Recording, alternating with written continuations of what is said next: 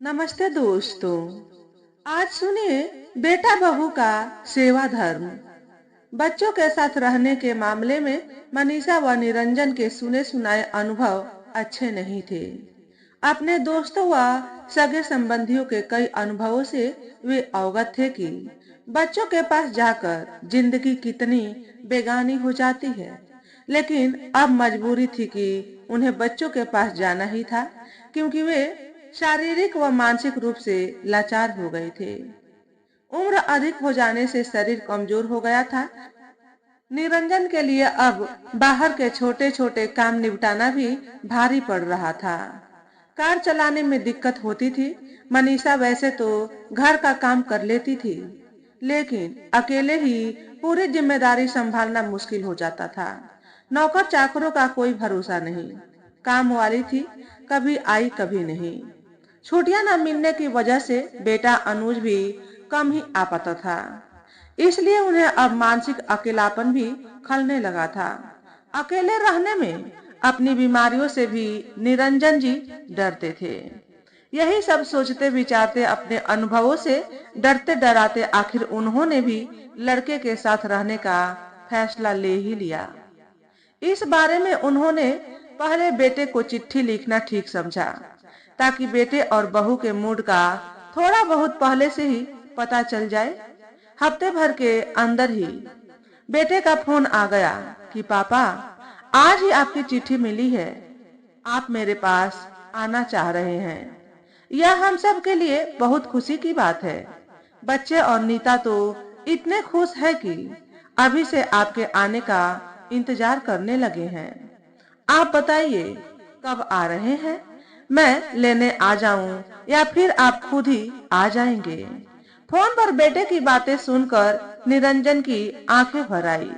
प्रति उत्तर में बोले, हम खुद ही आ जाएंगे बेटे। परसों सुबह यहाँ से टैक्सी से चलेंगे और शाम 7 बजे के आसपास वहाँ पहुँच जाएंगे। ठीक है पापा, कहकर बेटे ने फोन रख दिया। अनुज हमारे आने की बात सुनकर बहुत खुश है। निरंजन बोले, अभी तो खुश है, पर पता नहीं हमेशा साथ रहने में कैसा रुख हो। मनीषा अपनी शंका जाहिर करती हुई बोली, सब अच्छा होगा मनीषा। निरंजन दिलासा देते हुए बोले। शाम के 7 बजे जब निरंजन और मनीषा बेटे के घर पर पहुंचे तो बेटे, बहू और बच्चे उनके इंतजार में बैठे थे। दरवाजे पर टैक्सी रुकने की आवाज सुनकर चारों घर से बाहर निकल पड़े। दादाजी, दादाजी कहते हुए दोनों बच्चे पैर छूते हुए उनसे चिपक गए। बेटे बहू ने भी पैर छुए। सबने एक एक सामान उठा लिया। यहाँ तक कि बच्चों ने भी छोटा सामान उठाया और सब एक साथ अंदर आ गए। मन में शंका थी कि थोड़े दिन रहने की बात अलग थी, पर हमेशा के लिए रहना न जाने कैसा हो। नीता चाय नाश्ता बनाकर ले आई। सभी बैठकर गपशप करने लगे। मम्मी पापा, आप फ्रेश हो लीजिए, बहू नीता बोली। इस कमरे में आपका सामान रख दिया है।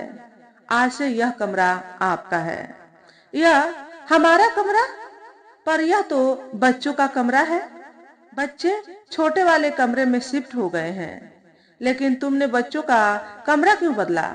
बहू, उनकी पढ़ाई लिखाई डिस्टर्ब होगी, फिर उस छोटे से कमरे में दोनों कैसे रहेंगे? कैसी बात कर रही हैं मम्मी जी आप? घर के सबसे बड़े क्या सबसे छोटे कमरे में रहेंगे? बच्चों की पढ़ाई और सामान वगैरह के लिए अलग कमरा चाहिए।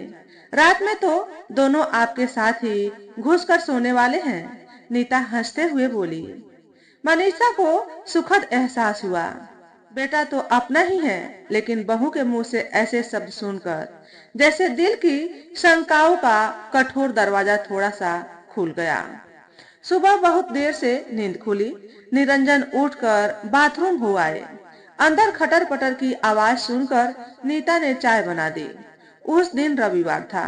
बच्चे व अनुज भी घर पर थे। चाय की ट्रे लेकर नीता दरवाजे पर खट खट कर बोली, मम्मी जी चाय। आजा, आजा बेटी, अंदर आजा। निरंजन बोले। नींद ठीक से आई पापा? नीता चाय की ट्रे मेज पर रखती हुई बोली, हाँ बेटी, बहुत अच्छी नींद आई। बच्चे और अनुज कहाँ है? मनीषा ने पूछा। सब उठ गए हैं। बच्चों ने तो अभी तक दूध भी नहीं पिया है। कह रहे थे कि जब दादाजी उठ जाएंगे तो वे चाय पिएंगे और हम दूध। तुमने भी अभी तक चाय नहीं पी? मनीषा ट्रे में चाय के 4 कप देखकर बोली, मम्मी जी, हम एक बार की चाय तो पी चुके हैं, दूसरी बार की चाय आपके साथ बैठकर पिएंगे। तभी बच्चे व अनुज कमरे में घुस गए और दादा दादी के बीच में बैठ गए। दादाजी, पापा कहते हैं कि वह आपसे बहुत डरते थे। आप जब ऑफिस से आते थे तो वह एकदम पढ़ने बैठ जाते थे। सच्ची? पोता बोला। पापा यह भी कहते हैं कि वह बचपन में बहुत शैतान थे और दादी को बहुत तंग करते थे, है ना दादी? पोती बोली थी। दोनों बच्चों की बातें सुनकर निरंजन व मनीषा हंसने लगे। सभी बच्चे बचपन में अपनी मम्मी को तंग करते हैं और अपने पापा से डरते हैं। निरंजन बच्चों को प्यार करते हुए बोले, हाँ, और मम्मी कहती है कि सभी मम्मी पापा अपने बच्चों को बहुत प्यार करते हैं, जैसे दादा दादी मम्मी पापा को प्यार करते हैं और मम्मी पापा हमें। पोती की बात सुनकर मनीषा व निरंजन की नजरें नीता के चेहरे पर उठ गई। नीता का खुशनुमा चेहरा दिल में उतर गया। दोनों ने मन में सोचा, एक अच्छी माँ ही बच्चों को अच्छे संस्कार दे सकती है।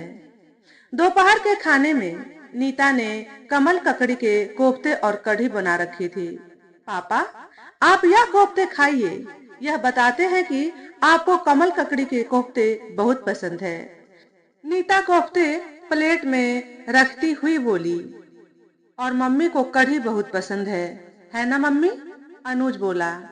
याद है, मैं कढ़ी और कमल ककड़ी के कोफ्ते बिल्कुल भी पसंद नहीं करता था और मेरे कारण आप अपनी पसंद का खाना कभी भी नहीं बनाती थी। अब आपकी पसंद का खाना ही बनेगा और हम भी खाएंगे। बेटा बोला तो मनीषा को अपने भावों पर नियंत्रण रखना मुश्किल हो गया। आंखों के कोर भीग गए। नहीं बेटा, खाना तो बच्चों की पसंद का ही बनता है। जो बच्चों को पसंद हो वही बनाया करो। रात को पोते व पोती में बीच में कौन सोएगा, इसको लेकर होड़ हो गई। आखिर दोनों बीच में सो गए। थोड़ी देर बाद नीता आ गई। चलो बच्चों, अपने कमरे में चलो। नहीं, हम यहीं सोएंगे। दोनों चिल्लाए। नहीं, दादा दादी को आराम चाहिए, तुम अपने कमरे में सो। रहने दे बेटी, निरंजन बोले। 2-4 दिन यहीं सोने दे। जब मन भर जाएगा तो खुद ही अपने कमरे में सोने लगेंगे। दोनों बच्चे उस रात दादा दादी से चिपक कर सो गए। दिन बीतने लगे। नीता हर समय उनकी छोटी छोटी बातों का ख्याल रखती। बेटा भी ऑफिस से आकर उनके पास जरूर बैठता। एक दिन मनीषा शाम को कमरे से बाहर निकली तो नीता फोन पर कह रही थी, मैं नहीं आ सकती, मम्मी पापा आए हुए हैं। यदि मैं आ गई तो वे दोनों अकेले रह जाएंगे, उनको खराब लगेगा। कहकर उसने बात खत्म कर दी। कहाँ जाने की बात हो रही थी बेटी? कुछ नहीं मम्मी जी, ऐसे ही मेरी सहेली बुला रही थी कि बहुत दिनों से नहीं आई। तो क्यों नहीं जा रही हो? हम अकेले कहाँ हैं? और फिर थोड़ी देर अकेले भी रहना पड़े तो क्या हो गया?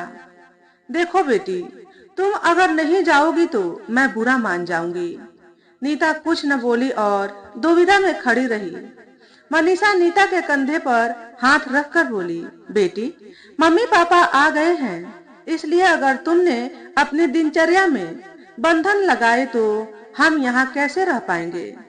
यह अब कोई 2-4 दिन की बात थोड़े ना है। अब तो हम यही हैं। कैसे बात कर रही हैं मम्मी जी? आपका रहना हमारे सिराखों पर, मैं बंधन थोड़े न लगा रही हूँ। और थोड़ा बहुत बंधन रहे भी तो क्या, बच्चों के कारण माँ बाप बंधन में नहीं रहते हैं। फिर बच्चों को भी माँ बाप के कारण बंधना पड़े तो कौन सी बड़ी बात है। नीता की बात सुनकर मनीषा ने चाहा कि उसको गले लगाकर खूब प्यार करे। मनीषा ने नीता को जबरन भेज दिया। धीरे धीरे मनीषा की कोशिश से नीता भी अपनी स्वाभाविक दिनचर्या में रहने लगी। उसने एक दो किट्टी भी डाली हुई थी तो मनीषा ने उसे वहां भी जबरदस्ती भेजा।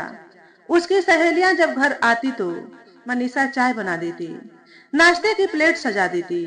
नीता के मना करने पर प्यार से कहती, तुम जो हमारे लिए इतना करती हो, थोड़ा सा मैंने भी कर दिया तो कौन सी बड़ी बात कर दी। अनुज व नीता को अब कई बातों की सुविधा हो गई थी। कहीं जाना होता तो दादा दादी के होने से बच्चों की तरफ से दोनों ही निश्चिंत रहते। महीना खत्म हुआ, निरंजन को पेंशन मिली। उन्होंने अपना पैसा बहू को देने की पेशकश की तो अनुज व नीता दोनों नाराज हो गए। पापा, आप कैसी बातें कर रहे हैं? पैसे देकर ही रहना है तो आप कहीं भी रह सकते हैं। आपने हमारे लिए जीवन भर इतना किया, पढ़ाया लिखाया और मुझे इस लायक बनाया कि मैं आपकी देखभाल कर सकूं। अनुज बोला, लेकिन बेटा, मेरे पास है इसलिए दे रहा हूँ।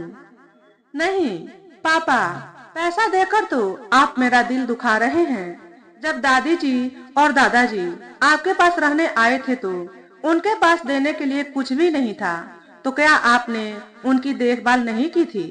जितना आपसे बन सकता था आपने उनके लिए किया, और आपके पास पैसा है तो आप हमसे हमारा सेवा करने का अधिकार क्यों छीनना चाहते हैं? निरंजन निरुत्तर हो गए। मनीषा आश्चर्य से अपने उस लापरवाह बेटे को देख रही थी जो आज इतना समझदार हो गया है। अनुज ने जब पैसे लेने से साफ मना कर दिया तो निरंजन ने पोते और पोती के नाम से बैंक में खाता खोल दिया और जो भी पेंशन का पैसा मिलता उसमें डालते रहते। बेटे ने उनका मान रखा था और वे बेटे का मान रख रहे थे। एक दिन निरंजन सुबह उठे तो बदन टूट रहा था और कुछ हरारत सी महसूस कर रहे थे। मनीषा ने उनका उतरा चेहरा देखा तो पूछ बैठी, क्या हुआ? तबीयत ठीक नहीं है क्या? हाँ, कुछ बुखार सा लग रहा है। बुखार है? मनीषा घबराकर माथा छूती हुई बोली, अनुज को बुलाती हूँ। नहीं मनीषा, उसे परेशान मत करो, शाम तक देख लेते हैं, शायद ठीक हो जाए। मनीषा चुप हो गई, लेकिन शाम होते होते बुखार बहुत तेज हो गया। दोपहर के बाद निरंजन लेटे तो उठे ही नहीं। शाम को ऑफिस से आकर अनुज पापा के साथ ही चाय पीता था। निरंजन जब बाहर नहीं आए तो नीता कमरे में चली गई। मनीषा निरंजन का सिर दबा रही थी। पापा को क्या हुआ? मम्मी जी, तेरे पापा को बुखार है। बुखार है? कहती हुई नीता ने बहू की सारी औपचारिकताएं त्याग कर निरंजन के माथे पर हाथ रख दिया। पापा को तो बहुत तेज बुखार है, तभी पापा आज सुबह से ही सुस्त लग रहे थे। आपने बताया भी नहीं। मैं अनुज को बुलाती हूँ। इतना कहकर नीता अनुज को बुला लाई। अनुज जल्दी ही आ गया और मम्मी पापा को तकलीफ न बताने के लिए एक प्यार भरी डांट लगाई। फिर डॉक्टर को बुलाने चला गया।